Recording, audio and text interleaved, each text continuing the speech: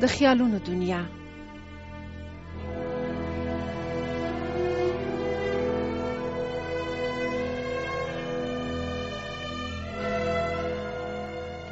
مرید خپل مرشد ته وویل کرای ورځ مې داسې ارزوګانې کړي دي چې په کار نه وي او داسې خبرې په زړه کې راتېرې شوي دي چې لازمه نه وه. مرشد مرید تر لاس ونیو، ځنګل ته یې بوت.